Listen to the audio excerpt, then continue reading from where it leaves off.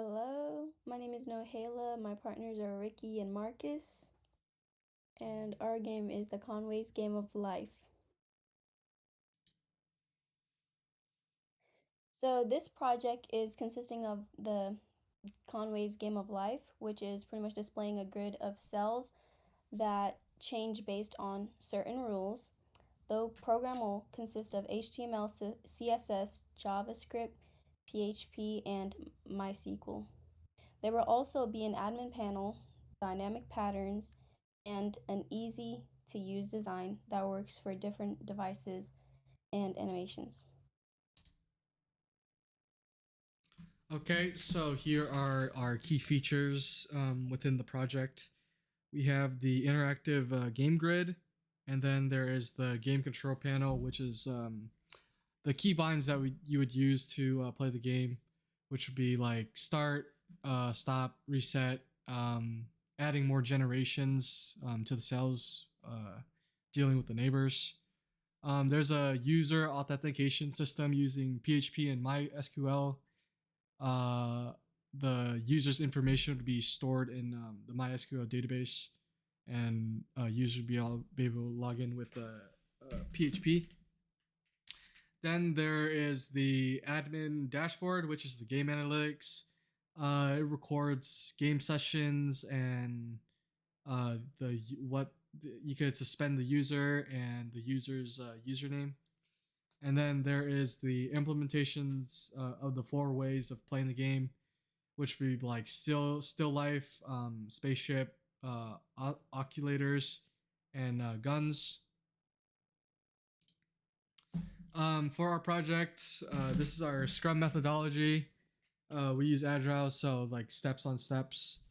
We did our project in order to ensure leadership, coordination, efficiency, and adaptability. The first thing we did was set a time for all of us to meet. It was a video call, and we discussed the roles that we wanted and what parts we wanted to do during the project. To which we planned it out, and then we set certain milestones for everyone, so that everybody would get their part done. Everybody timely made sure that they communicated their problems and solutions, to which we were able to help each other.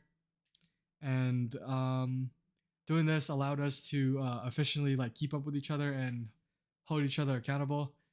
Uh, and we had a lot of communication during this process, so it was a smooth sailing uh, project. Here's our UML diagram.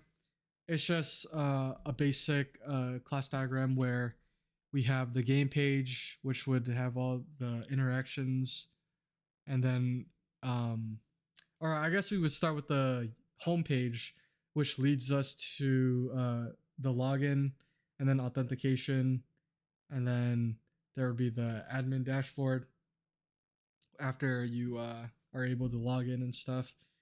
And then we would get to the game page, and from the game page we would be able to reach back to the home page. So this is the home page. This is the HTML portion of it. There is also styling within the home page. And this HTML file includes the instructions of the game. It also includes a navigation bar that links the login page as well as the start game button. The page also links the styles.css, which includes the background and styling portion of the homepage.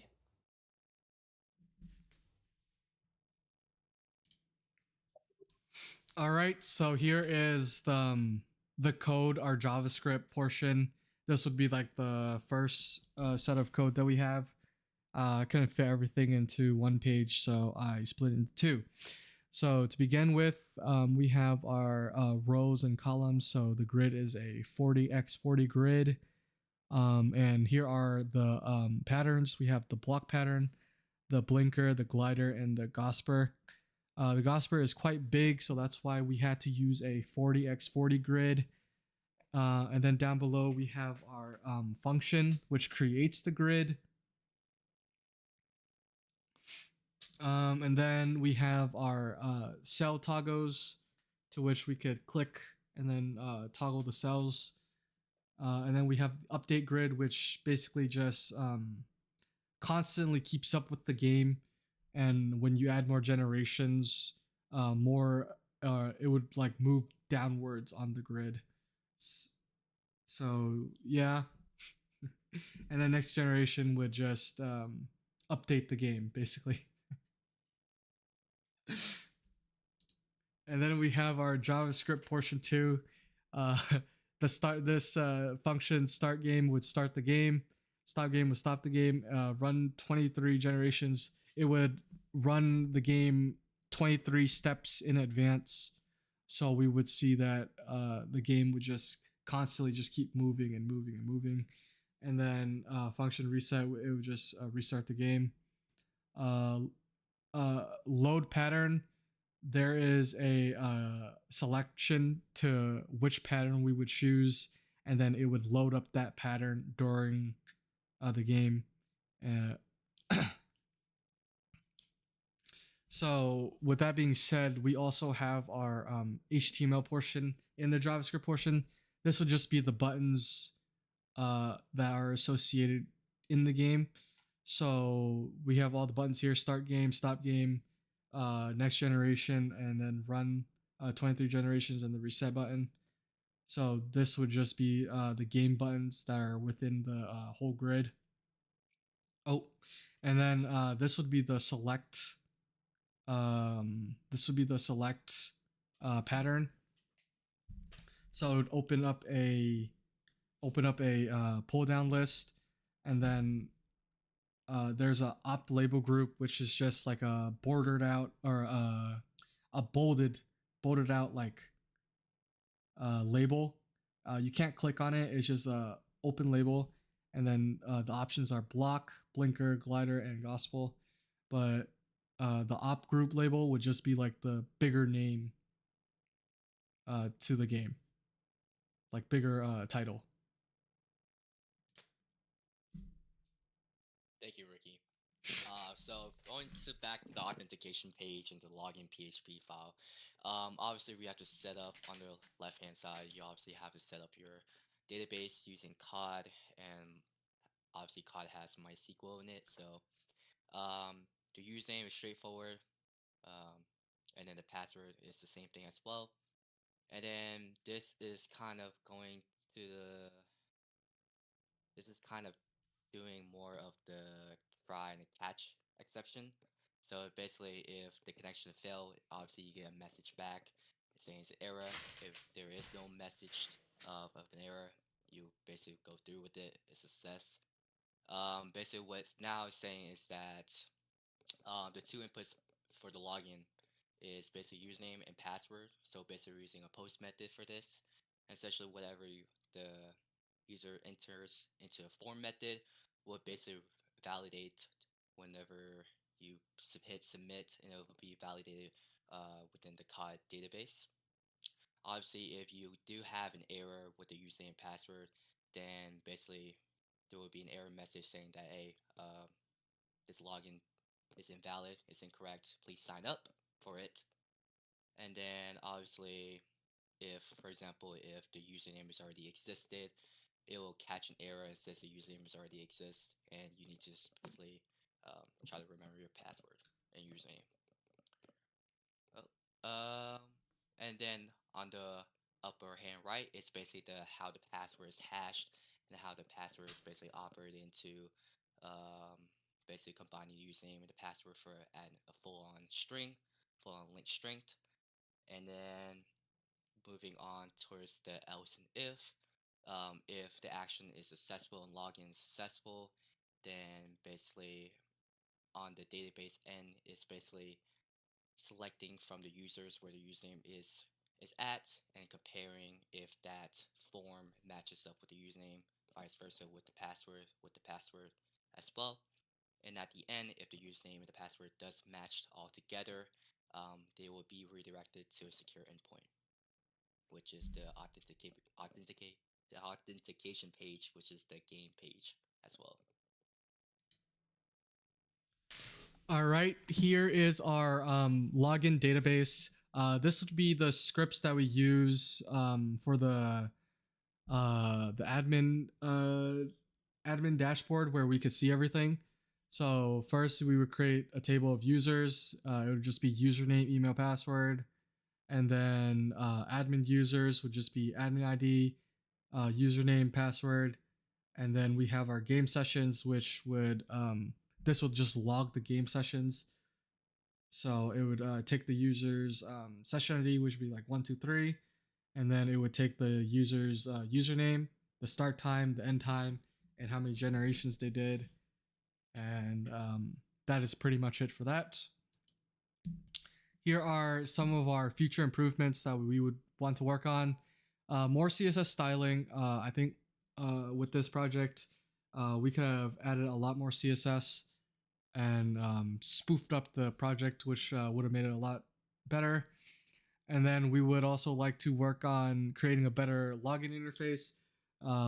There's a lot that we could have improved on, such as making it just more smooth admin dashboard, just making it more admin friendly. So just it would probably just be based off around security, making sure nobody else could log into it.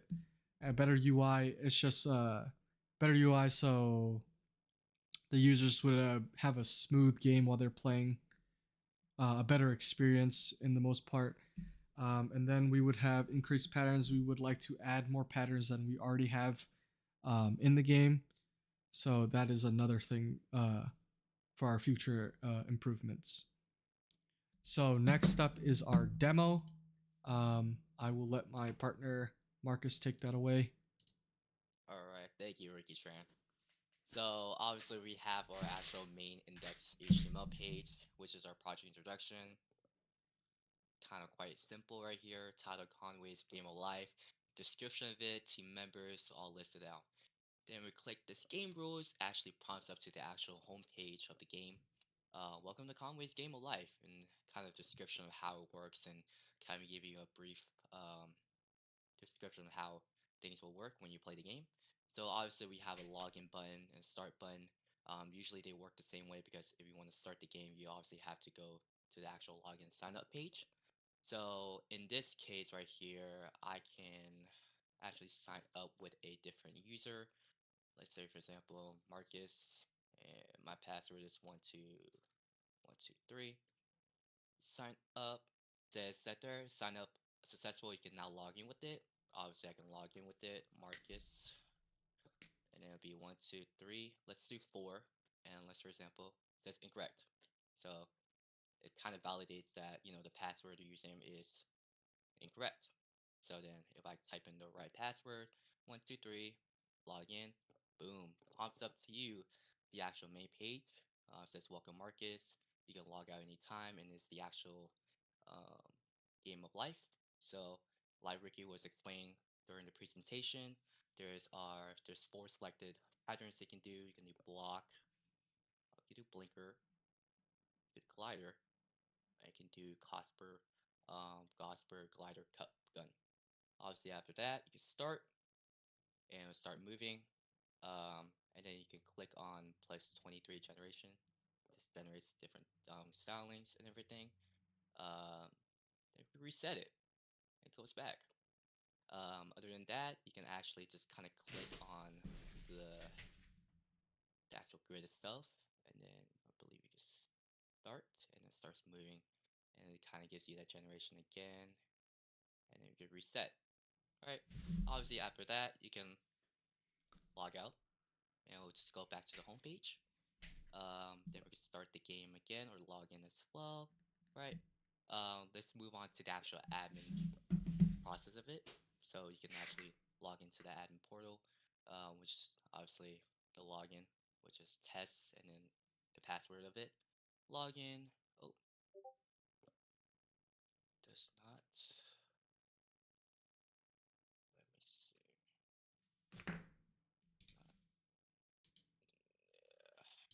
There we go. There we go. So this is the actual admin dashboard. You can see that there's total users on the account that actually playing, which is 4 people, and you can see that their ID and then the username. And you can also have a suspension. You can suspend all of these people so that they are basically banned and basically they need to make a new account. After that, log out, goes for the day. And then that's our project. All right.